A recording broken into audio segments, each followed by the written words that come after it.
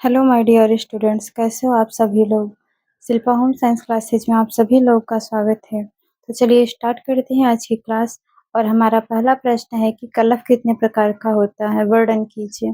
कलफ क्या होता है? आप लोग जब कभी भी देखे होंगे, जब आप लोग नया कपड़ा लाते हैं तो देखते होंगे वो बहुत कड़ा रहता है, मतलब उसको एक दो बार धुलने के बाद वो सही हो जाता है, मुलायम हो जाता है।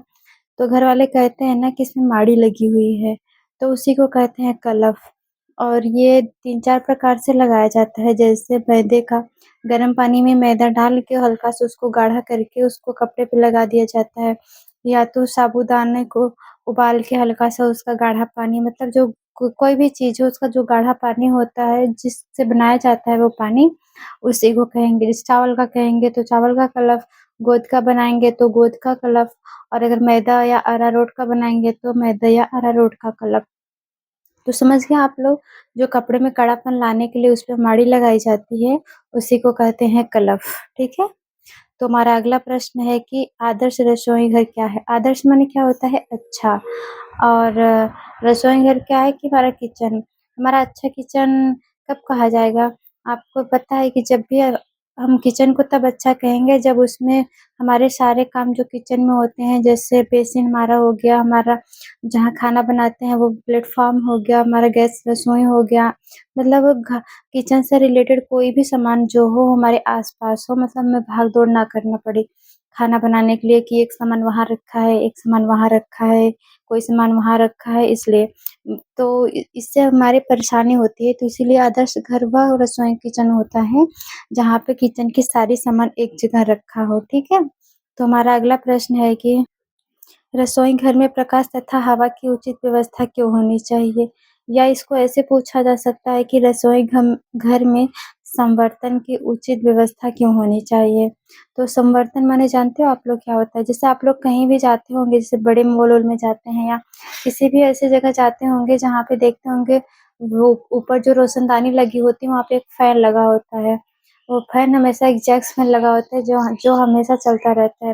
वो क्या होता है, जो हमारे घर के अंदर के कमरे की जो गर्म हवा होती है उसको बाहर फेंकता है, तो इसीलिए उसको लगाया जाता है। तो रसोई घर में उसका होना इसलिए ज़रूरी है कि किचन में जब भी हम कोई सब्ज़ी वग़ैरह बनाते हैं तो जो उसमें मसाला भूनते हैं या कुछ भी करते हैं, तड़का-वड़का लगाते हैं, फ्राई करते हैं, तो उसमें जो झाग निकलता है उससे बाहर कर देता है वो एग्ज़ॉस्ट फैन। तो मतलब गर्मी ना हो, वो मसाले की जो खुशबू है या मतलब और भी कोई चीज़ है जो अंदर हमें परेशान करती है, दिक्कत होती है, तो वो सब उसको बाहर कर देता है। इसलिए रसोई घर में वो एग्ज़ॉस्ट फैन लगाया जाता है। जब हमारे किचन में लाइट, सूर्य का प्रकाश हमेशा अच्छे से आता रहता है तो क्या होता है कि हमारा रसोई जो जो होता है उसमें सीलन-विलन नहीं लगती है। नहीं तो अगर हमारे किचन में मतलब पानी का तो यूज़ तो होता ही हर जगह। अगर पानी यूज़ करेंगे और हमारे किचन में सीलन रहेगा, नमी रहेगी, तो उससे क्या होंगे, हम कोई भी सामान रखेंगे तो हमारा खराब हो जाएगा। तो इसीलिए अगर उसमें लाइट आती रहेगी, हमेशा सूर्य का प्रकाश आता रहेगा, तो वो हमें दिक्कत नहीं होगी। ठीक है?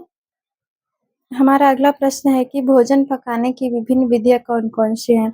तो आप लोगों ने देखा ही होगा कि कभी-कभी कोई चीज़ होता है, हम उसको तेज़ आँच पे उबालते हैं। जैसे आप लोग आलू उबालते हैं प्रेशर कुकर में डाल के, तो आलू है चाहे जितने भी प्रेशर में लगा के, मतलब चाहे जितना तेज़ आँच करके, गैस तेज़ करके उसको रख दें और पानी डाल दें, उसको क्या कहेंगे, तेज़ आँच में उबालना।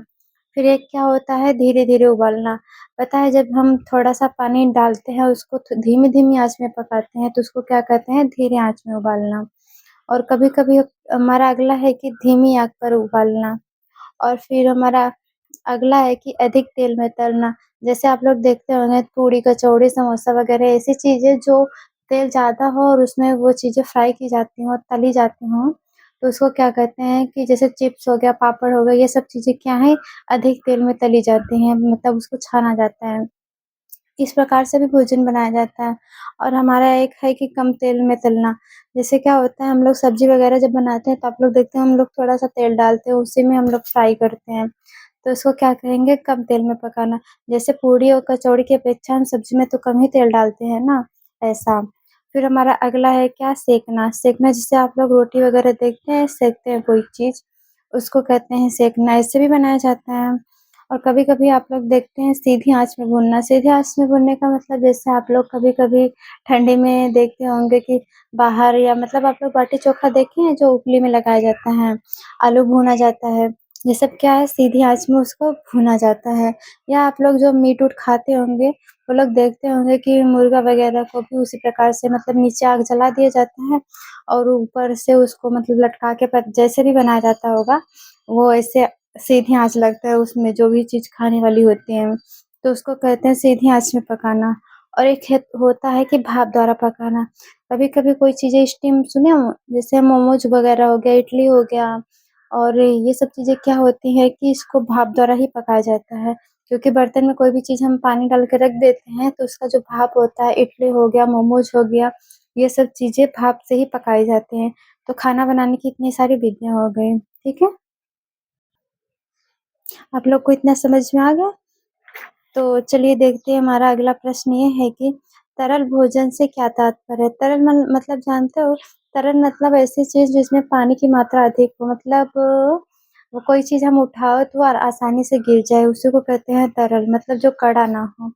तो इसको मतलब जैसे आप लोग देखते हो कोई बीमार वगैरह रहता है तो बोलते हैं ना पतली खिचड़ी बना दो। मतलब जो सूखा ना हो आसानी से जिसमें पानी की मात्रा ज़्यादा हो उसी को कहते हैं तरल भोजन, ठीक है? तो हमारा अगला प्रश्न है टोस्ट का पानी किस रोगी में दिया जाता है? तो टोस्ट का पानी पता है जब जैसे कोई व्यक्ति को जब ज़्यादा मतलब टाइफाइड हो जाता है, अतिसार हो जाता है मतलब उसको उल्टी होने लगती है या उसको दस्त होने लगता है तो उसमें उसके अंदर क्या होता है कि पानी की कमी हो जाती है।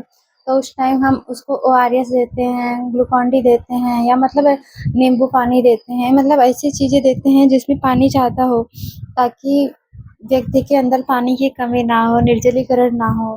तो इसीलिए टाइफाइड और जिस जो अतिसार के रोगी होते हैं उनको टोस्ट का पानी दिया जाता है।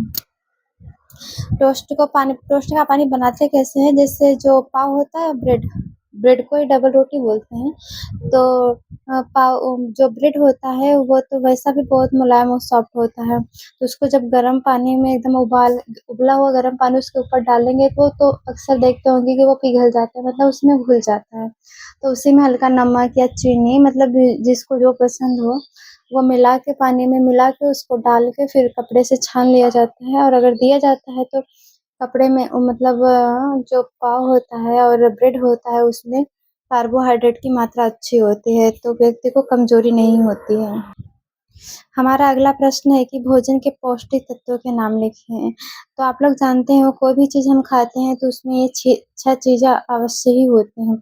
या तो उसमें कार्बोहाइड्रेट होगा, या तो उसमें प्रोटीन होगा, या तो उसमें वसा होगा, या तो उसमें जल और विटामिन तथा खनिज लवण होंगे। मतलब हमारे शरीर में ये छह चीज़ें बहुत ही ज़्यादा आवश्यक होती हैं। अगर हम चाहते हैं कि हमारा शरीर स्वस्थ रहे, हमें कोई बीमारी ना हो, तो हमें इन 6 चीज़ों का ज़रूर से ज़रूर सेवन करना होता है। तो जिसमें से कार्बोहाइड्रेट हो गया, ये हमारे शरीर को ऊर्जा देता है। प्रोटीन हो गया, ये हमारे शरीर को प्रोटीन, वसा, जल, विटामिन और खनिज लवण ये हमारे शरीर को सुरक्षा प्रदान करते हैं किसी न किसी तरह से। तो जिससे कार्बोहाइड्रेट ऊर्जा देगा, जल जो है वो हमारे शरीर में जो कोशिकाओं का टूट-फूट मरम्मत होती है जिससे पानी की कमी ना हो।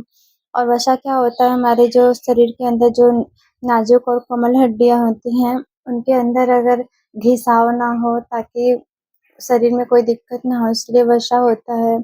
विटामिन क्या होता है वो हमारे विभिन्न प्रकार के रोगों से बचाता है और प्रोटीन जो होता है वो हमारे शरीर की कोशिकाओं में टूट-फूट और जो मरम्मत होती हैं उन सब में सहायता करता है।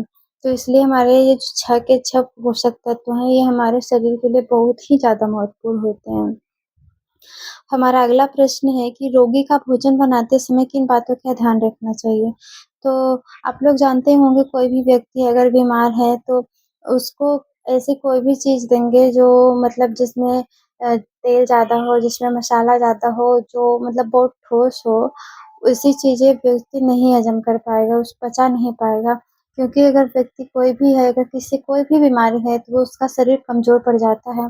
जब शरीर कमज़ोर पड़ जाता है तो उसको वो कुछ भी खाएगा तो उसको पचाने में ज़्यादा ताकत लगती है, ऊर्जा की ज़्यादा आवश्यकता पड़ती है। तो पहले से इंसान बीमार है तो उसको दिक्कत होगी कोई भी चीज़ ऐसा पचाने में जो कड़ा हो, जिसमें पानी की मात्रा कम हो।